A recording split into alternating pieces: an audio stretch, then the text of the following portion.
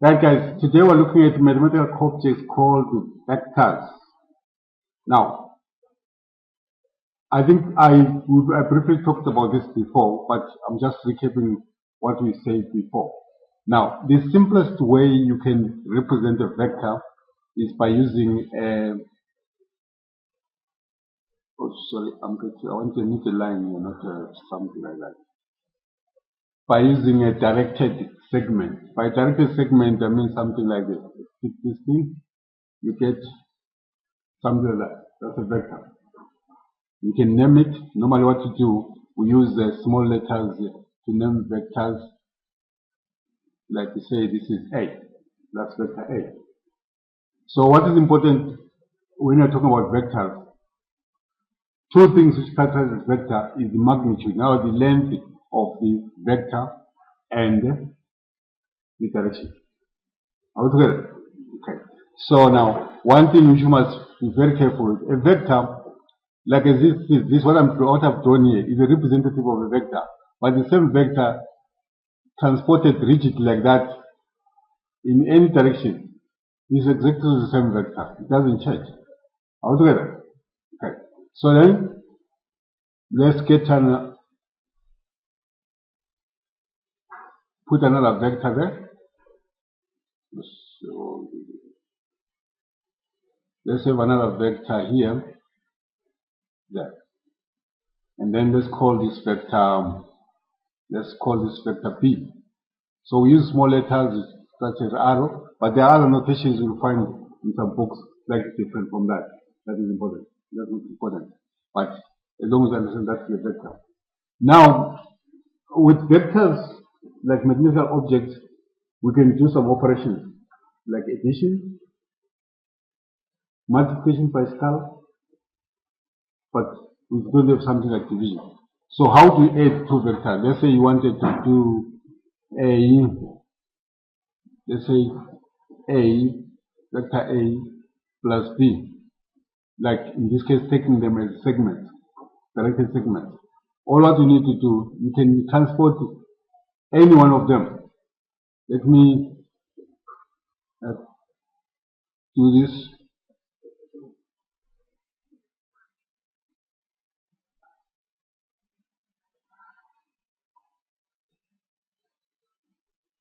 Now, there is the vector, this is the same vector.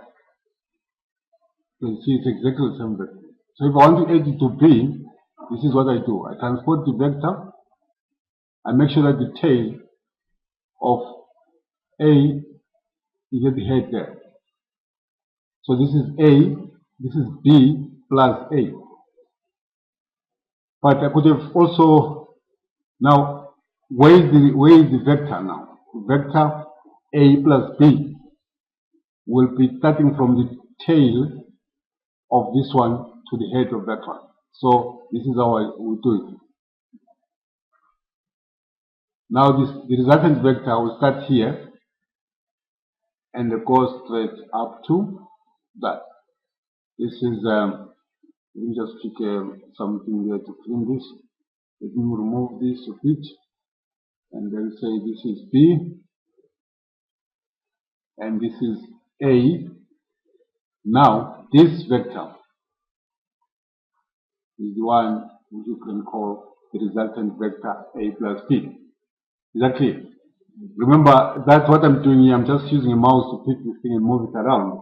But in your case, you would use a set square and the ruler, isn't it? Transporting segments. All together. Okay. Now, obviously, A plus B normally would equal to B plus A. All together. That's not a problem. This is what I've written here actually. What I've done here is B plus A, which is the same thing as A plus B. Now, what if we're subtracting? We're finding the difference between two vectors. Let's say we're finding a difference between two vectors. Let's have vector C here, going this way. And then let's call this vector C. And then let's say we're interested in finding A minus C. Now it's vector A minus C.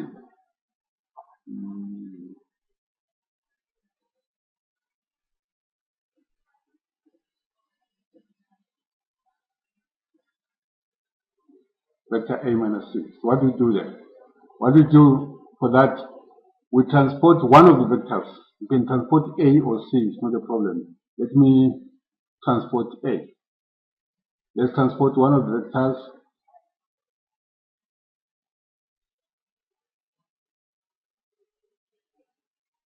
You do this. Now to put the tails together, this is A. You go to A there. Now, where is vector A minus C? Normally, when you say A minus C, the resultant vector must be more oriented to the direction of what? Of A. Now, the resultant vector must pull towards the head of vector A. So this is what's going to happen here.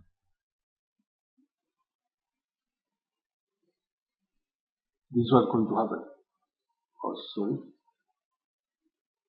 Okay, that is the vector going to have there.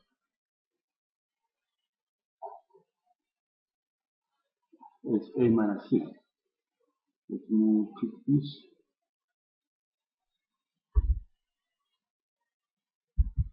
Okay, so that's the vector A minus C. A minus C. Now together.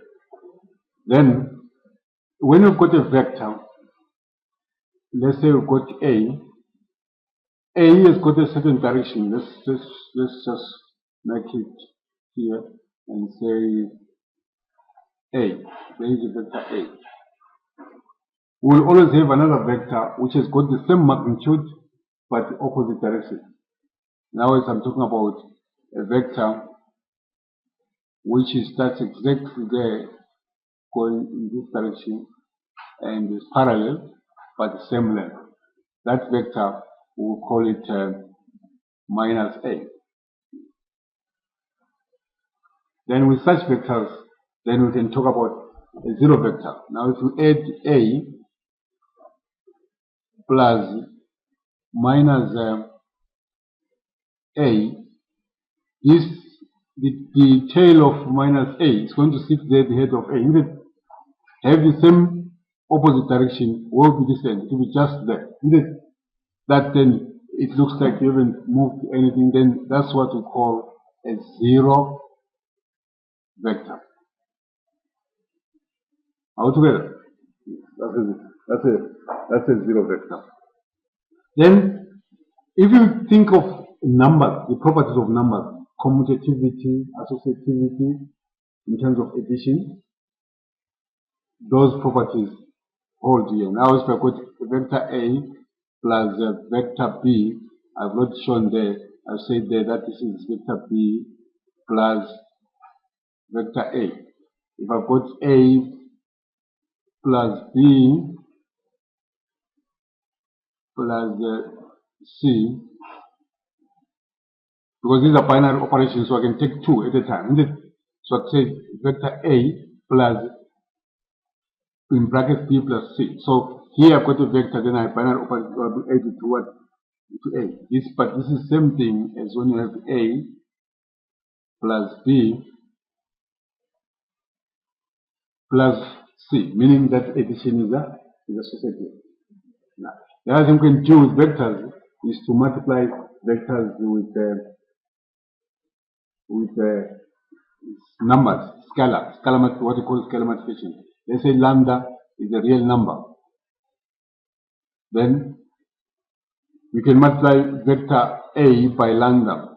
Now notice, lambda is a real number. It can be 0, or as you multiply by 0, get a 0 vector. Let's now look at lambda, which is different from 0. There are two situations there. If the absolute value of lambda is greater than 1, the vector will increase in length. Now, if I multiply A by 2, okay, I'll get the length of A doubled altogether. Then if the absolute value of lambda is less than 1, in other words, it's between minus 1 and 1, not including 1, then the vector will be shortened. Now the magnitude of the vector is reduced. So like if I say A multiplied by half, the magnitude I'm going to get of that vector is going to be half of the original vector. Very simple things you can get. But now, talking about vectors in this way, it's not as interesting as what we're going to see next. So, what tools do we need to talk about vectors in a more interesting way? We need a system of coordinates. Let's do this. I'm going to clear this. Let's take a system of coordinates here, Cartesian coordinates, something like that.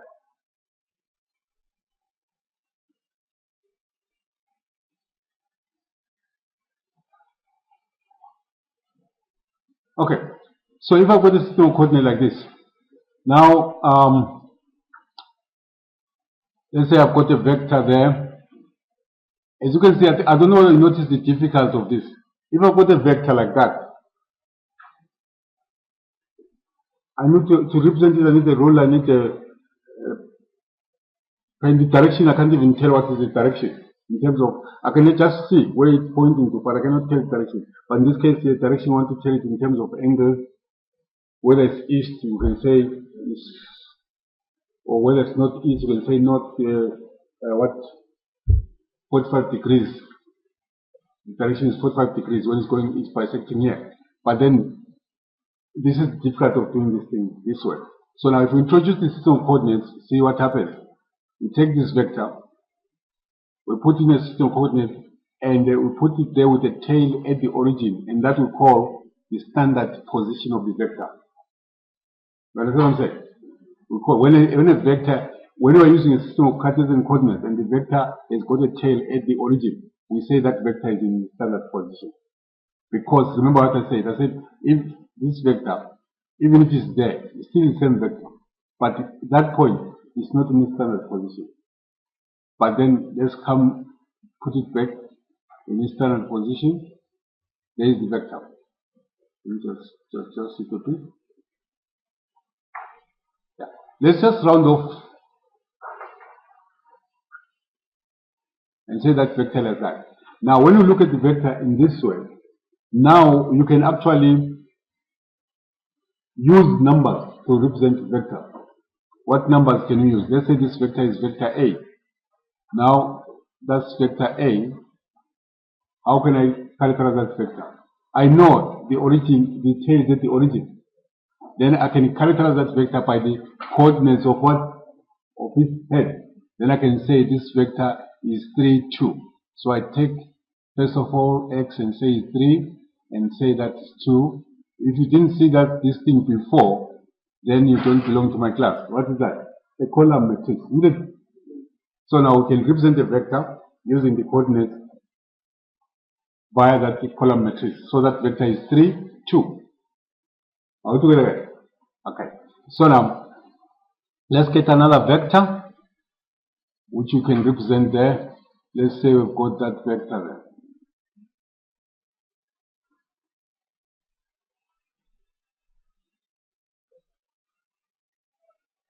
What's that vector? Who can tell me the vector according to what I've just introduced? Let's call that vector P. What's the vector? 1, 3. 1 from the x coordinate, 2 from the x-axis, and a 3 from the y. So that is the vector represented in as a column matrix. That is here, isn't it? Now we can do exactly what we did before. Now what is now vector A plus B? Now we want to talk about vectors being added this way. I think now if you've been in classes on matrices, it becomes clear what we're talking about, isn't it? We must add these two matrices. Then what do we do now? Let's do what we did before. What did we do? We just transported this vector to the head of that one. then we expect the resultant vector to be this one,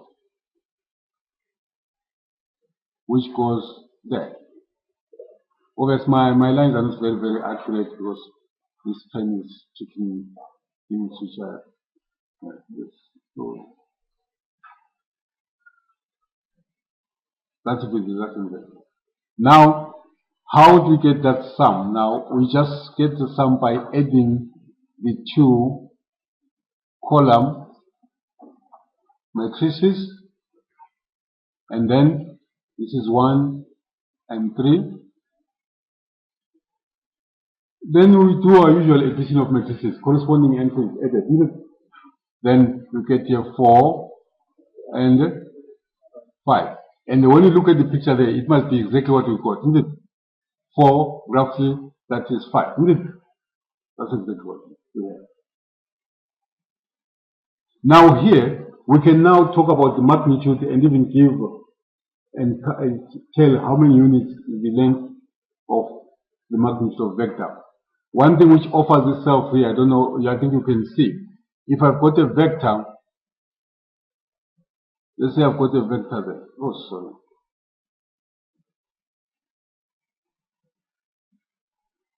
Let's say I've got a vector there.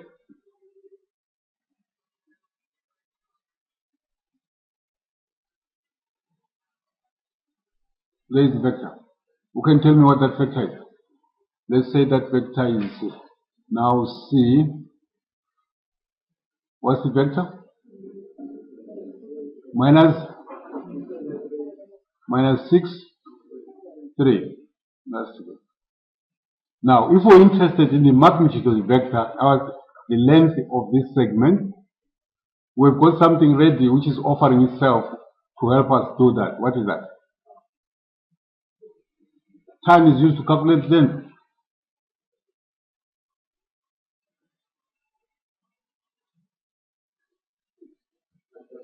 Pythagoras. What I'm doing there is suggest that we must use Pythagoras. Then it doesn't matter whether this vector is in this quadrant or in that quadrant.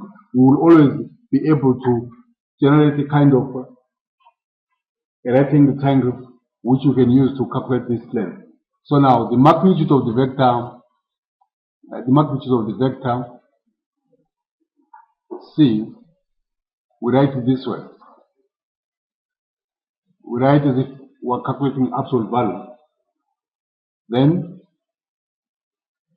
this is the square root, that is according to Pythagoras, square root of the coordinate x squared plus the coordinate y squared. Then you can calculate the one for that one. It doesn't really matter what the vector is.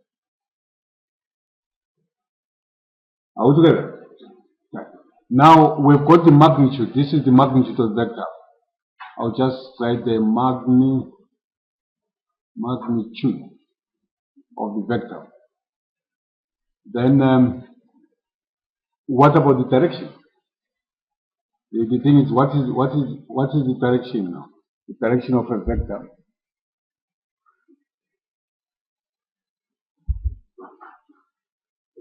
The direction of the vector is the angle which that vector makes with the positive x-axis. Remember we said all angles in the positive direction, we measure them anti-clockwise. So that's the direction of that vector. So if we were to calculate that, like we can see now, we can still project this down here and generate a rectangle triangle. Then we've got the x coordinate and the y coordinate. Then that theta will always be equal to the second function tan of y over x. Now, here again, that your skills of solving trigonometric equations are going to be important here.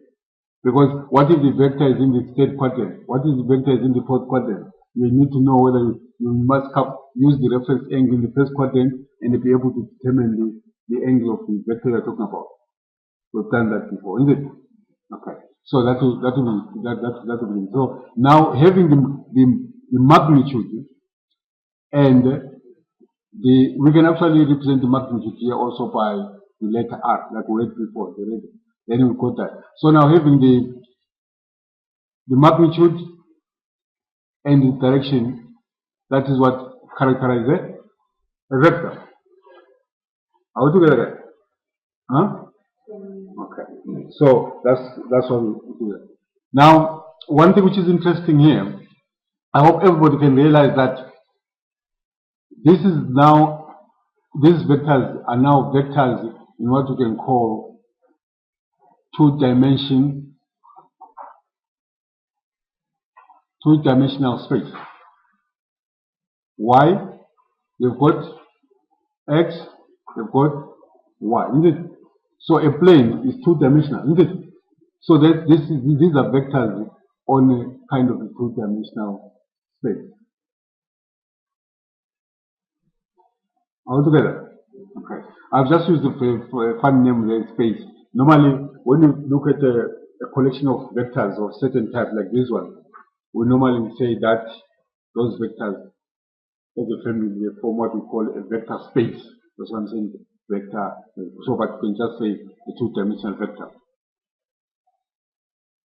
Right. So, what else can we do with vectors in this form? There are many other things we can do here. Let's say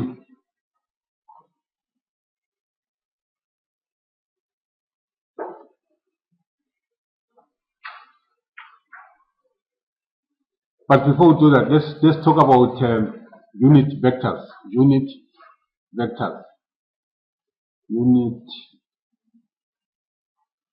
or unit vector.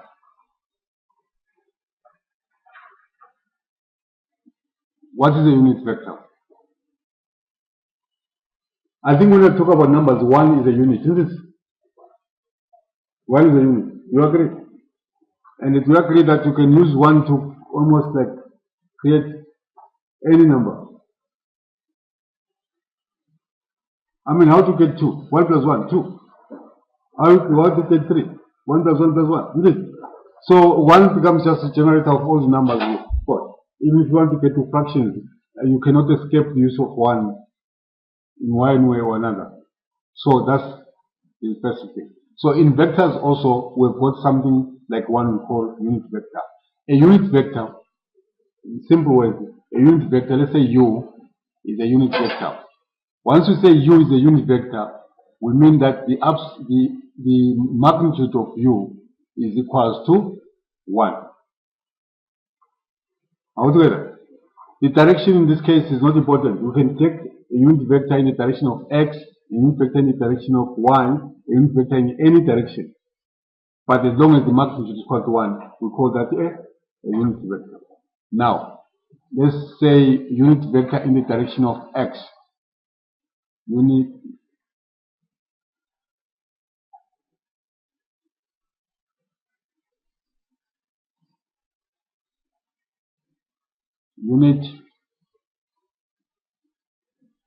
vector in the direction of X.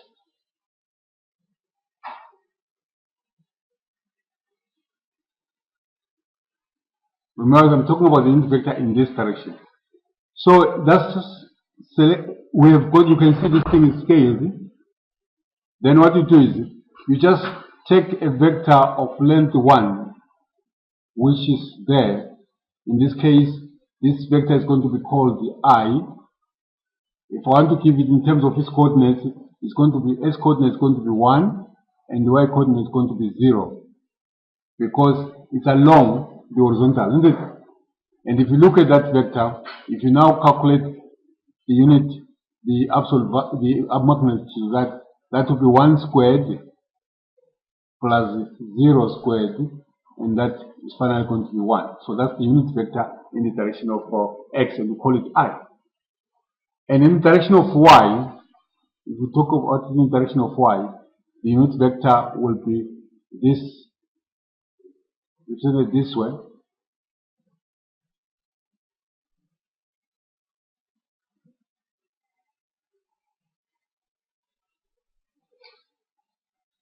Now, who can give me the column matrix for that vector?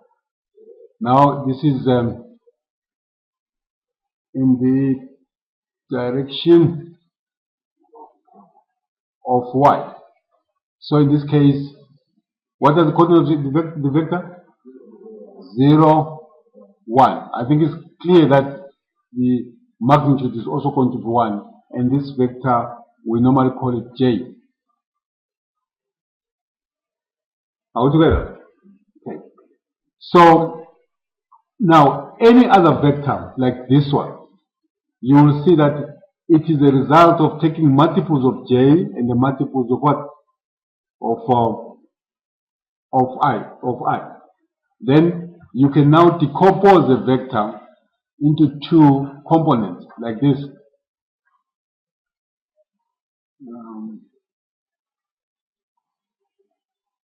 Let me get this. Can decompose the vector into two components like this, and then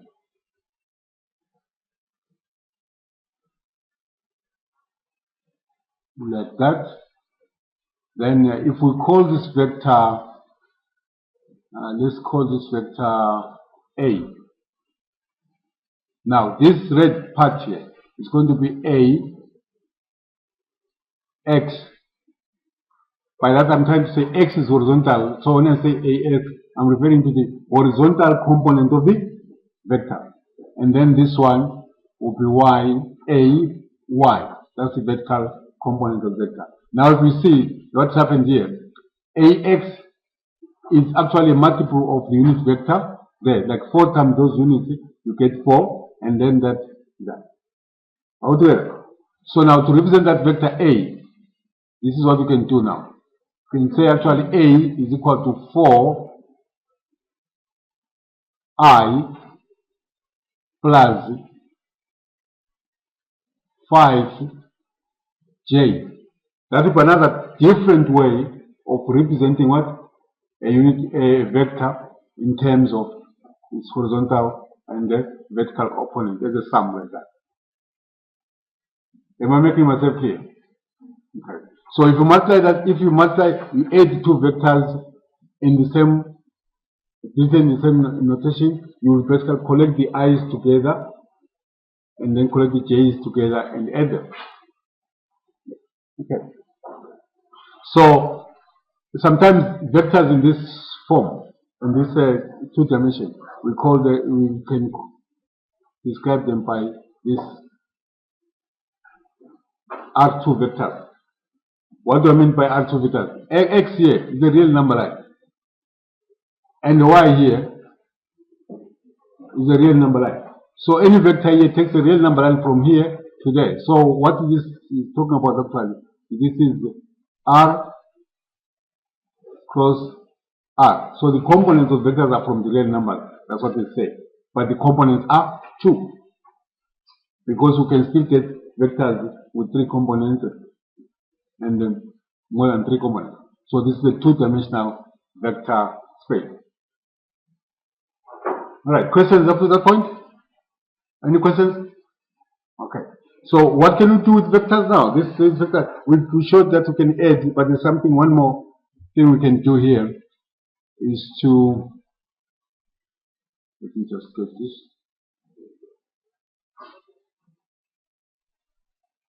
So guys, I think you know now, we have got unit vectors, and that is a vector which has got modulus 1. Let's say, before I do that, let's say we're given a vector like this. We want to obtain a unit vector in the direction of this vector. This is what we do. Let me say unit vector in the direction of A. I'll just say A here there to indicate the vector I'm dealing with. How do you get this vector? Unit vector in the direction of a given vector. Is that clear what I'm saying? Okay. What you normally do is you calculate the modulus of this vector, and then you multiply the same vector by a scalar which is equal to 1 over the modulus of A. you multiply by A. I hope you understand what's happening there. You first of all calculate the modulus. Let's calculate the modulus of A. Let's say A magnitude is equals to, what's this?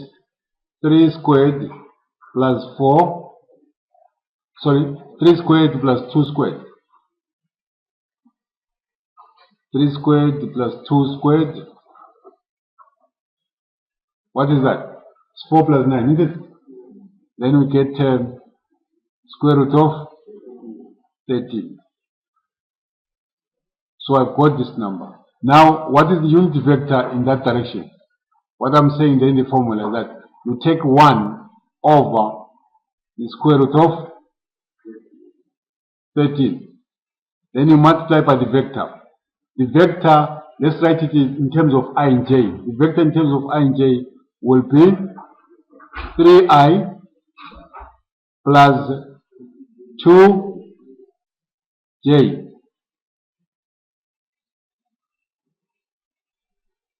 Now, what is now the modulus of UA?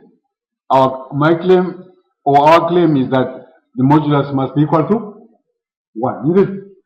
So what are the components here? The components are 3 over square root of 13 plus 2 over the square root of 13, isn't it? Now if you're going to calculate the modulus of this, you've got now to get square root of 3 over the square root of 13 all squared. Are we there, guys? Plus what?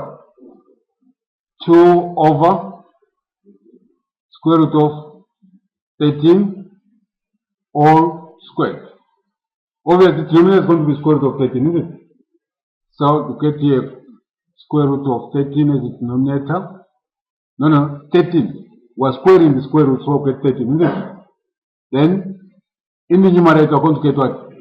4 and 9, which is going to be 13. There is 1. Square root of 1 is 1. So this is 1. So what we've done here is to obtain a unit vector in the direction of A. And that is something which you must know and know how to do.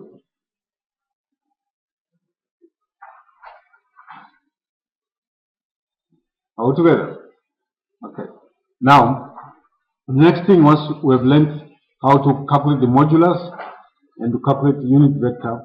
The other thing which we're interested in discussing here is what we call the scalar product of two vectors.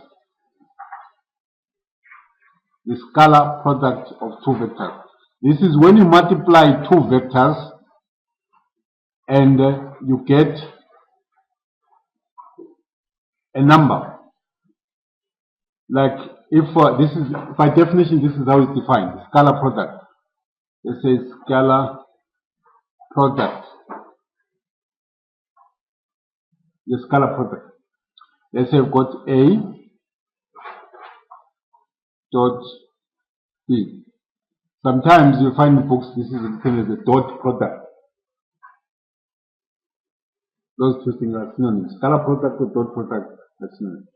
Normally this is calculated this way. You get the magnitude of A multiplied by the magnitude of B multiplied by the cosine of theta. What question do you have? You must have a question immediately. What question do you have? Angry. What do you mean by question is angry? Well, how do you ask the question? Ask the question, does it? No. I think you must ask, what is theta? You know the modulus of A, you know cosine. The only thing you don't know is theta. Theta, sorry? Theta is an angle, but from where? That's the question, from where? Obviously, we know that cosine is cosine of an angle, isn't it? But then, what is this angle? Theta is equal, I'll write it this way. Theta is called the angle between vector A and the B. No, that's not what you say. That's not what you say. You must start always when I'm saying something and I introduce something. It can be clear that this is an angle, but it might not. It's not clear where is it, that angle. Where is it from? How does the angle relate to the vector? So that's what we said. Now, what is theta? What angle is theta? And theta is the angle between A and B. Because if you've got two vectors, they're not like parallel. If they're parallel, the angle between them is 0. All together. So now, here we take this thing. And then at this moment, this is the formula for calculating the scalar product. This is going to give you a number. Remember, cosine of the theta is going to be a number, a ratio. The absolute value is a ratio. This is a number. So this product is a number. That's why it's called the scalar product. When we talk about scalar, we normally referring to number. It could be, in this case, real number. All together. Now, the same calculation, let's say A dot B can be calculated using the components of A and B. How do you do that? You take A x multiplied by B x plus A y multiplied by by. Now, what I'm saying that you take the corresponding elements, you multiply them, and you add them. And if you look at this, this is exactly the same thing like we've got here. Component AX, component AY in brackets, multiplied by this column matrix, which is what? Component B, X, component BY. If you look at that, this is multiplication of matrices. I've dropped in now the J's and so on. This is multiplication. This is a 1 by 2. This is a 2 by 1. Then you get again a 2. You get a number. In this case, you get a scalar product. Altogether. So, can you tell me now what is the scalar product of A and B? There you go to A and B. Calculate it. You get a scalar product of A and B. This is A dot B. In this case now we are going to say now what I can say here, the other way I can say this thing, I can say these two vectors are column vectors, isn't it? So I can say here this is A transpose multiplied by B. This is what I'm doing there. I put A horizontal because they do both column. I put A horizontal. In this case, I'm going to put here what is 3, 2 as a row matrix. Now it's a matrix with 1 row. Then this one I put it as 1, 3. Then I now treat this as multiplication of 2 matrices. Then I multiply there. I get 3 times 1 plus 2 times 3, which is, this is 6 plus what? 3.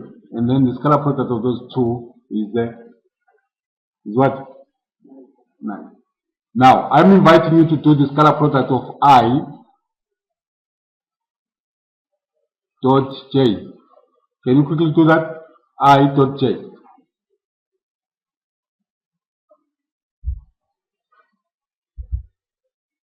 How do you do that using the short formula? You would transpose I.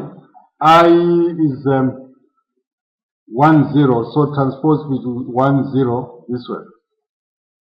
Dot j would be 0, 1. And then you calculate there to be 1 times 0 plus 0 times 1, and that is what? 0. Now, what is the angle between I and j? The angle between I and j. Let's say angle. No, guys, don't just say anything without thinking. What is the angle between I and j? There is I along x and there is I along y. What is the angle between them? Sorry? 90 degrees. Altogether. Or let's say half pi. Now, this is going to be characteristic of all vectors which are perpendicular to each other. In other words, if A vector is perpendicular to B, then I can say A dot B is equals to 0. And that's an exercise. I can ask question. Check if vector A and the B are perpendicular to each other. What you need to do? You need to calculate the scalar product. If the scalar product is 0, then you say the vectors are perpendicular to each other. And I hope you can see that from this formula, which I said is the definition of the scalar product, you can actually calculate the angle between vectors. What do you need to do? You need to just to make cosine subject of the formula. Let's check that.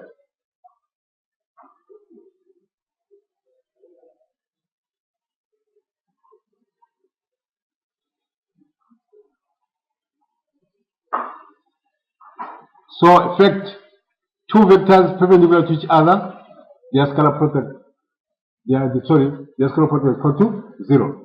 Now I'm saying here from this formula, the formula is a formula or definition of the scalar product, but it's also a formula for finding the angle between two vectors. Because if you now make subject to the formula cos, it's clear that cos theta is going to be equals to A dot B divided by the absolute value of A by the absolute value of B. Obviously, this number, especially the one numerator there, can be negative or positive, isn't it? And that will be positioning theta in one quadrant or another. Is that clear? So again, your skills of solving trigonometric equations and determining the right angles of the vector are going to be important here. Otherwise, if you don't, then this is a serious problem. Are we together, guys? Okay. So I think at that point, I think we've read enough of two-dimensional vectors. We're going to have look at them later with reference to some applications. Now let's talk about three-dimensional vectors.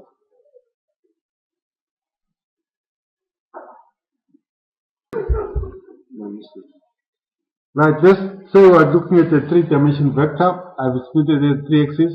This is a unit vector. In direction of x is I, in direction of y is j, and that. Then let's say we've got a vector in the direction of I, 2 units, which we have got up to there. We count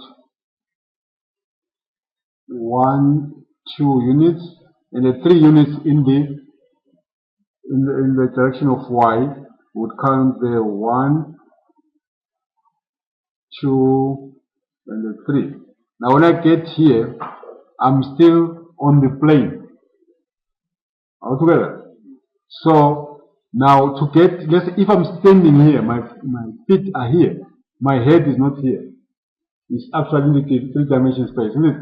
So to get there, I would need to move upwards, vertical to the floor.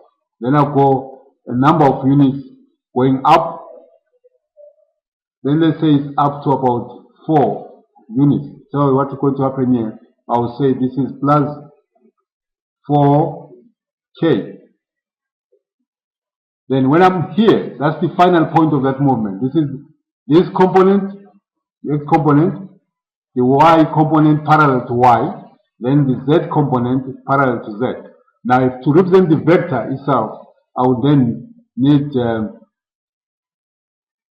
to start from the origin there and represent the vector that way. That's the vector we're looking at there. Let me just put it with an arrow. This is vector 2i plus 3j and the 4k. Do you have a comment, question? That's the resultant vector, yes. That's the resultant vector. So it is sum of these components, this x component plus that plus that. and you express it this way: 2i plus 3j and that. Now you can see this is a vector in 3-dimensional space.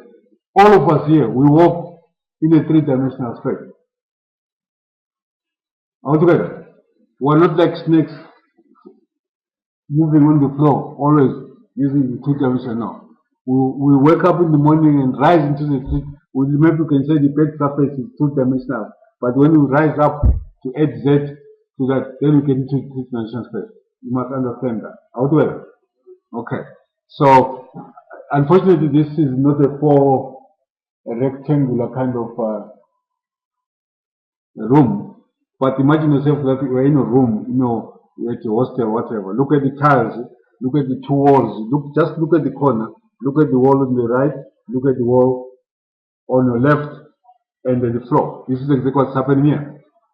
This will be the wall on your right. This is the wall.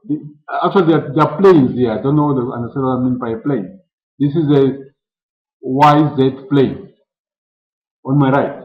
But here is what? XZ plane. Then on the floor where I'm standing here, I've got an XY plane. Altogether. So I've got 3 planes here. Now, in a 2-dimensional, we talked of what? Quadrants. We talked of quadrants, there were 4. But here, what's the right word, by the way? Are these quadrants? This is where I'm saying, is it a quadrant? It's not a quadrant. What is it? Come again? Oh, what? Oh, you're less to say it. Okay, it's fine. You go and find out. This is the other one. So there are actually 8 here. You have got this on the other side of XY and this one on that one. 4 on the, like let's say on the ground floor. But under the ground floor downwards, you've got also 4. You've got 8 of those. You have to now try to use your imagination, because sometimes people they don't have good imagination and you don't see what people are talking about in 3-dimensional space. Yes? It will go, look, if 3j was negative, stand in the corner there. You see to your right is positive, to your left is negative. It will go into the wall, like if this is the wall here, there's a wall here. Look at that. I'm painting the wall here. Do you see negative where it's going to? So the minus 3j will point this way. Minus 3j.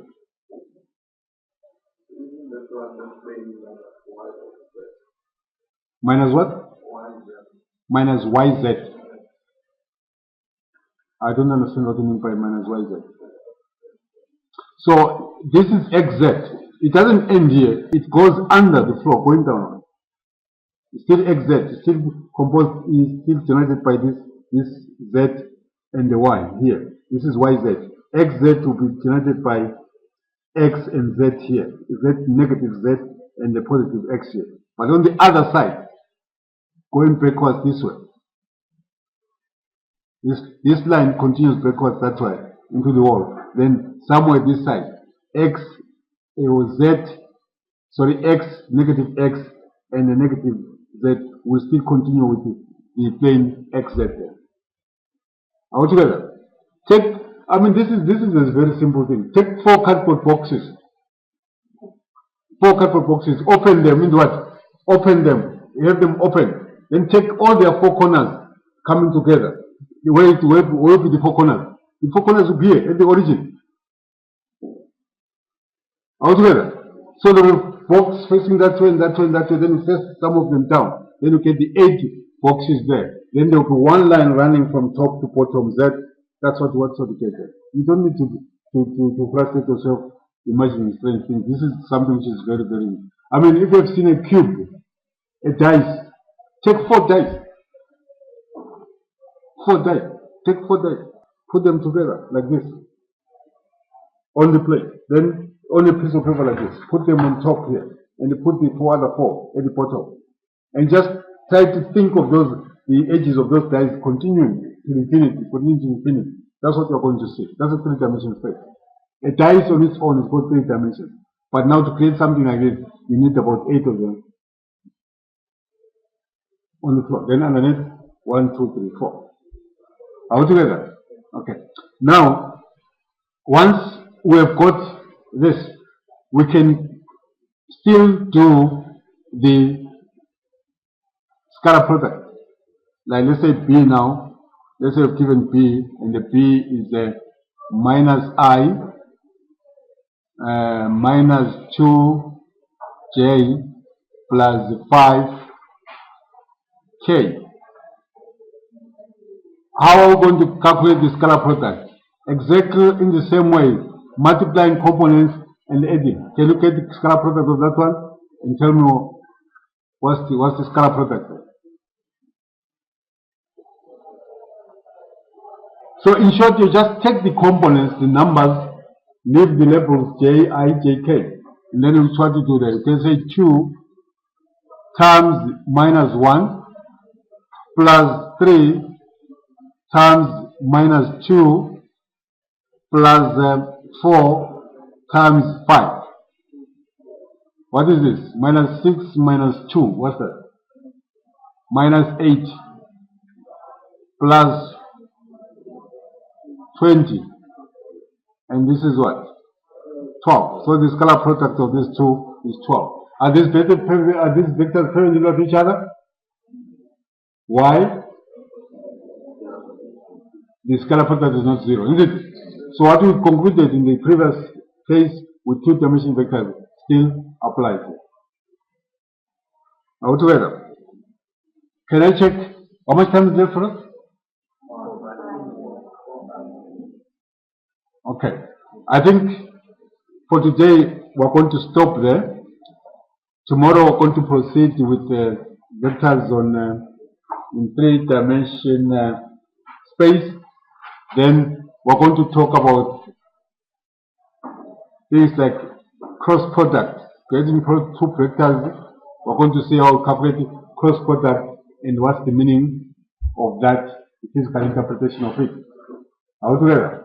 So now already we can see that we can use the scalar product to determine the angle between vectors and even tell whether the vectors are perpendicular to each other or not. Are we together?